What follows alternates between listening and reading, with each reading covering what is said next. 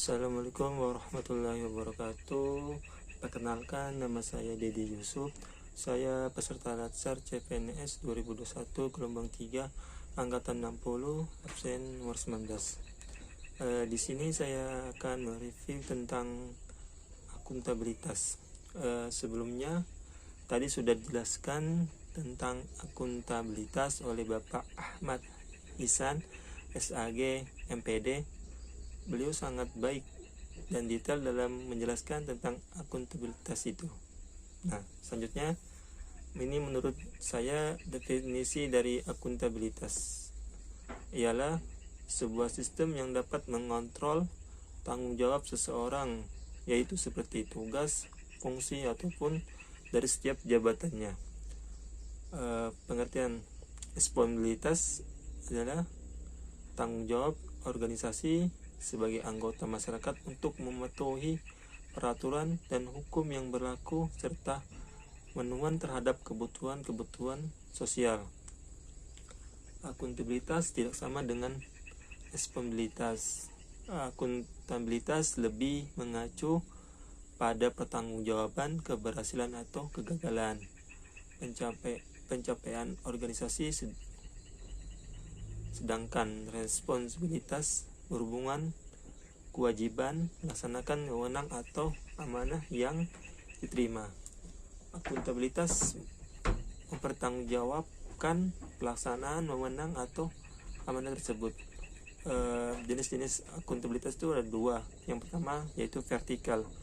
Akuntabilitas vertikal merupakan suatu kondisi seseorang harus mempertanggungjawabkan sebuah keputusan yang diambil dari jabatan otoritas yang lebih tinggi. Contohnya, seorang dari pemerintahan daerah kepada pemerintahan pusat, atau kepala cabang perusahaan kepada direktur dan sebagainya. Yang kedua, jenis dari akuntabilitas itu ialah akuntabilitas horizontal.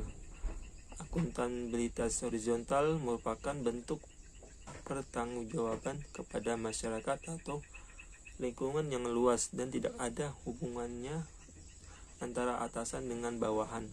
Misalnya, tanggung jawab ini berkaitan erat dengan menyelesaikan tugas untuk melayani dan membantu publik. Nah, jenis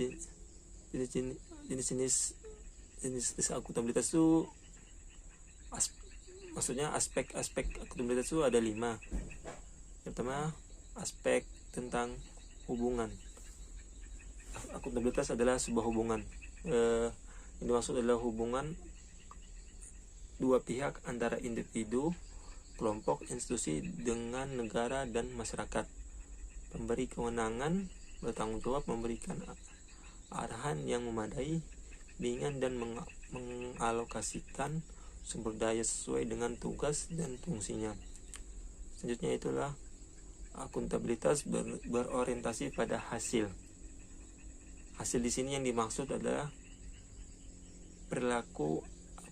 Hasil yang diharapkan dari akuntabilitas ini adalah perilaku aparat pemerintah yang bertanggung jawab, adil dan inovatif.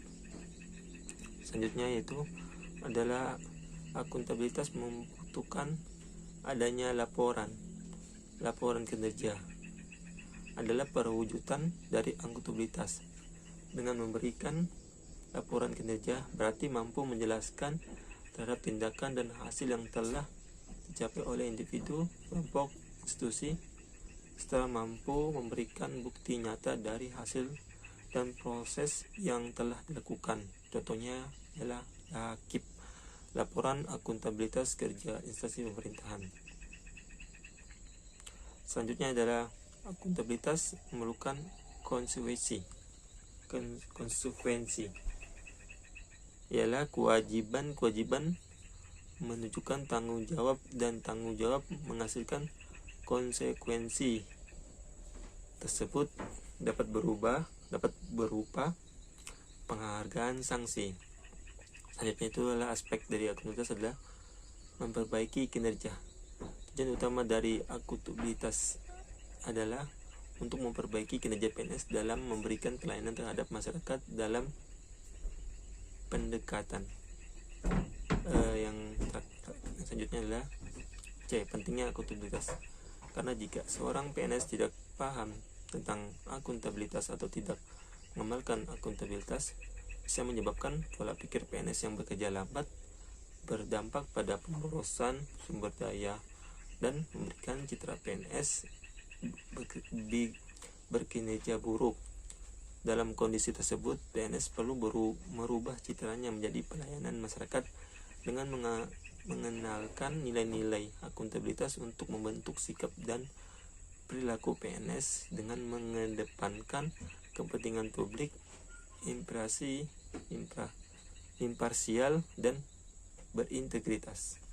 Sempurna, tujuan kita belajar akuntabilitas sebagai PNS adalah memahami nilai-nilai dasar dan konsep akuntabilitas serta mengaktualisasikannya, mempunyai pilihan yang tepat dan benar ketika terjadi konflik kepentingan dalam masyarakat.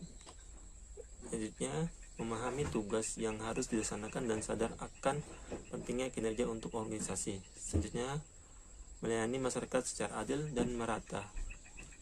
Selanjutnya, menunjukkan sikap netralitas PNS dari kepentingan tertentu. Selanjutnya terakhir, menunjukkan sikap dan perilaku yang konsisten. Terima kasih. Apabila salah dalam pengucapan kata-kata, saya mohon maaf. Wassalamualaikum warahmatullahi wabarakatuh.